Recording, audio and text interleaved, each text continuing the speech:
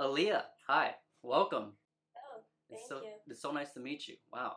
Thank you. Yes, of course. Thank you for coming. So I mean, Aliyah, so you're going to school to become a nurse? Is that correct? Yes. Also, how was that like? That must be stressful. It is stressful, it's a lot, but because it's something that I've wanted to do for so long, like, I'm super interested, so it hasn't been too hard yet. And what sparked that? I mean, like, all of the classes and clinicals. 'Cause I have a sibling. She's in the medical Yeah. field, kind of, and that's a lot of work. Like, you have to be determined. I mean, what sparked you to want to say, okay, I want to go through that? I guess it's just, like, such a blessing to be, like, capable to, help others.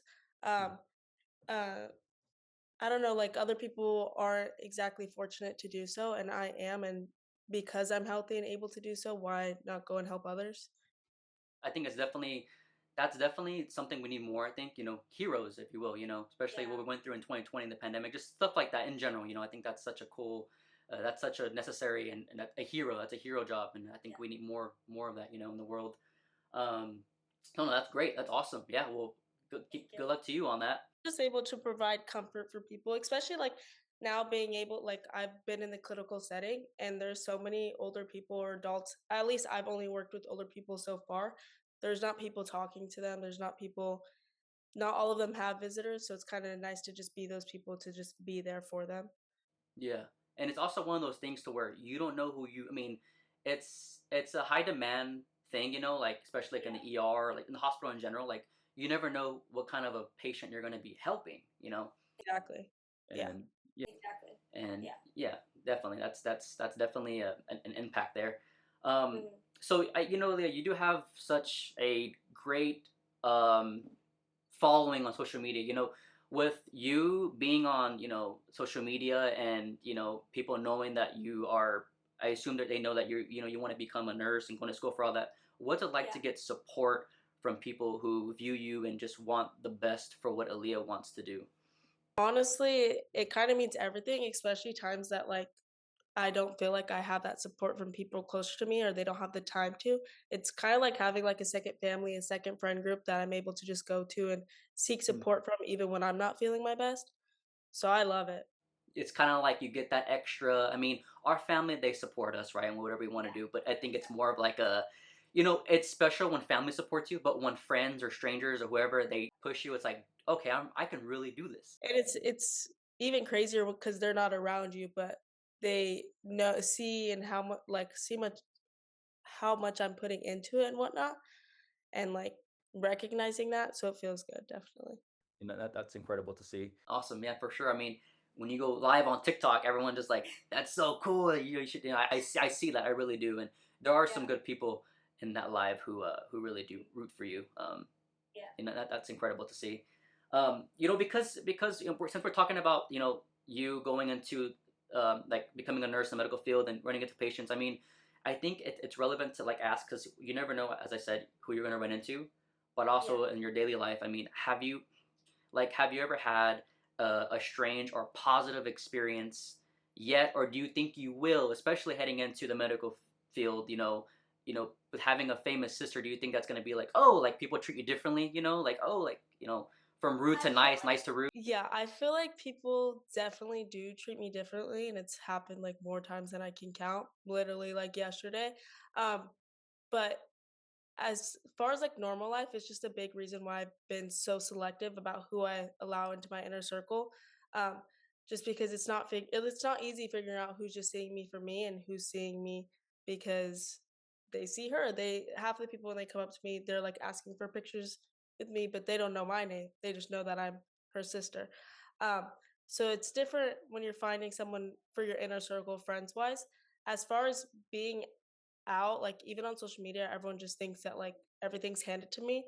It's not like I'm independent. I pay for everything myself. So as far as putting in all that hard work, I actually do that.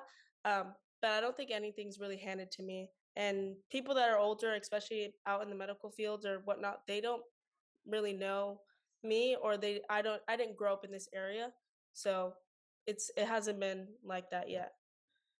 So, I mean, you think it's kind of a thing where like a young as a young woman you go into this industry, into the medical field, and do you think people would assume like, oh, she's your sister, you're probably gonna get a better chance of coming, you know what I mean? Like, I get you. Yeah, I mean that's crazy. I I've don't think had that would have some anything to do with that. put 2 and 2 together, or even, like, nurses at the hospital that they work at, they see my last name and they recognize because 'cause they're, like, in their older 20s or whatnot, so they're talking to me a lot more than they are to other students. One sec. They're talking to me a lot more than they are to other students, which kinda get seems like, I don't know, they're favoring me for nothing. Ilya, it's not all negative. I mean, that's the thing about social media. I was born in 2000. You were born in 2000. I'm gonna say 4. So we were both in that era where social media wasn't so out there. I mean, it really has a good impact, but it really does have it sucks. It's ruined some things. But speaking of that social media, you are, I would say, mostly active on TikTok. Yes. What side of TikTok are you looking at? Like, what's your For You page looking like? All over the place. I have, like, dogs because I love dogs, but then I can go to the next thing and it's, like, body cam footage because I'm obsessed with watching all that kinda stuff. Or just, like, funny videos or trends. It's all over the place. It's crazy how what you think of or what you have or what's around you, it pops up to your phone. It's like It is, and I don't like that. Next thing is freaking that on my page, so that's a little sus. One thing that goes through my For You page is the whole thing with, for some reason, nostalgia. Like, those videos where like they show videos of old pictures from 2004 or 3, or like old photos, and it's playing some sad like melody in the background, like remember the good old yeah. days. And I'm like, yo, yeah, I do think about that. How do you know? So I mean, what is a nostalgic memory for you that might always come up, and what triggers that? For me, it's TikTok because it brings it to my face. You would say TikTok is the nostalgic? What? Well, like I think about the past of like like when, I guess, before social media, and like when the days were If I'm simple. saying anything nostalgic on social media, it's those musically sounds. Ah, yeah, okay, that one's, yeah, for sure. Those ones haunt me. They haunt you. Wow. Okay. I feel like I was like 14, 15 years old, and Musically obviously switched over to TikTok. So Mm. sometimes I'm getting tagged in like old videos of me doing Musicallys, which is like my awkward like era in freaking middle school. So it's so humbling, so embarrassing. But those are the things that pop up on my TikTok where I'm like, I need to get off of this now. And honestly, it shows so many different sides of the world too, like the For You page. And I think it's really cool. I mean, is there anywhere like you haven't been yet that you really want to go, or you are gonna go? Traveled much out of the country, but I love tropical places, and Bora Bora has always been my number one. Like I want to go there, but it's so expensive. But hopefully, when I'm older, um, and stable, financially stable, then I'll be out there experiencing new things, especially tropical areas. Speaking of going out there, I mean, you love concerts and raves. I see your social media. Yes. I'm like, oh, that's really cool. I never been to one. I have friends who go, and I'm like, that's not really my element, but that's cool. I mean, what was the last concert you went to? I went to was Hard Summer, um, just this month actually. I only really wanted to go to see Dom Dalla, so I went just for a few hours just to see him, and I had the best time. Cool. And you attended Coachella. That's pretty cool. Yeah. How was that? Coachella's always nice. It's the 3 days, it's tiring, it's a lot, it's very hot during the day, but gets cold at night, very dusty, but the vibes are so unmatched, like, everyone's energy is so high spirit, and obviously you meet so many other people and see so many cool outfits and see so many cool performers that just, like, you can see in the matter of 3 days, like, you're seeing so many different people, which is so nice. Know someone who goes out to like concerts and all that, and they also went to Coachella, and she was like, honestly, Coachella's great, but honestly, I raves and other concerts are even, but they're probably better. Like people just go for because you want to see who's walking around. I feel like Coachella back then was a lot more chill, not like so many influencers and celebrities and whatnot. It wasn't so much of like a competition, it was more just everybody having fun. But now I feel like so many people are like competing over who looks best or best dressed, whatever. But the Yeah. vibes back then were definitely a lot more high spirit. but I still love it just because I grew up in that area. So when I go, usually week one, it's like all the influencers and celebrities, mostly, like most of them. And then week two is more of like the hometown. So that one, like when I go, is like more chill with my friends. And I don't know, I just grown up over there. So I kind of understand. That's what you do. You go with friends and you go out there and you know. It's as long as you have your good friend groups and you're like with your people, you should have a good time. And you mentioned the places you up somewhere like you said tropical you wanted to go. What is something you've always wanted to do that maybe you haven't done yet or you are gonna do, just not yet? What is something that I want to do? I don't know. I feel like I'm very like a spontaneous person. Like I don't like I think that I'm not gonna do something and I do it. I literally got on a slingshot Ferris wheel. Like honestly, I would never do that. And I don't know. I ended up going on it and I had a great time. So I feel like No, I no, don't really know until I do it. that I was about to bring that up to you. I was about to say, well, you did the slingshot. That's something I would not do. I'm not a carnival person. I can't do that. I told myself I would never do that too, and I don't know. I also tell myself I don't want to go skydiving, but maybe Maybe with me on that one too. That's yeah, maybe. push me off. Maybe fine. um, that's one of the things I would not do. Y'all are crazy for that one.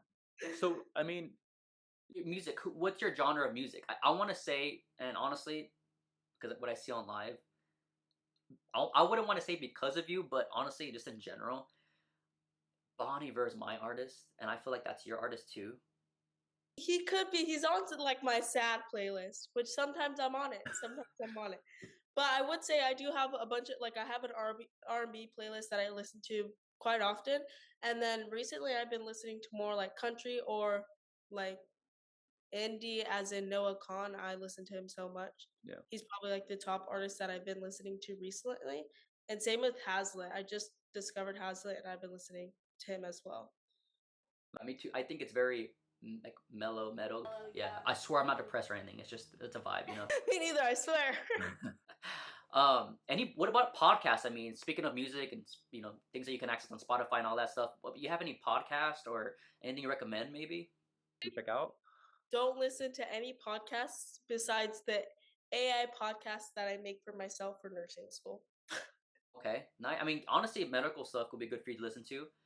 Yeah, it's just like I use like a website where I put my PowerPoints for nursing school onto there and it puts them into podcasts. Like I can generate into podcasts. And that's what I listen to during nursing school to help me study. I have one. I'll share with you. It's she's big right now. I just bought her book. It's amazing. It's called The Let Them Theory. The let them theory? Her name's Mel Robbins. Yeah, she has the #1 book right now. Everyone, yeah, she's all over. It's really good. You should check that out. Taking all of that, I think I want to say, speaking of like you did the slingshot, you said okay, I was crazy for doing that, and the whole thing with that. I mean, honestly, besides maybe that, what is and maybe what was your biggest fear, if it's still there? I have a lot of big fears. Like I would say like the general well, like a lot of people have like common ones as in the fear of failing, which I have. Like I'm scared to fail. I'm scared of death, but I'm also Mm. scared of like losing people so close to me because I haven't like experienced that yet and I'm terrified. My oldest dog, she's 13, like slowing down and I'm literally terrified to lose her. Um Yeah. but like as far as like a lighter note, what's so serious? It's like the ocean. Like I'll get in the ocean, but everybody's gotta be standing around me. Do you know that we know more about space than the ocean? I do know that. I do, and Yeah. Yeah. why for Disney because we filmed a commercial out there and they had us sit on like the net of the boat above the water just for like they're like you only have to be on there for like 10 seconds, we're just gonna pan it and you guys should just like laugh in there. I was like I can't do it, a shark's gonna come up and bite me, like I can't do it.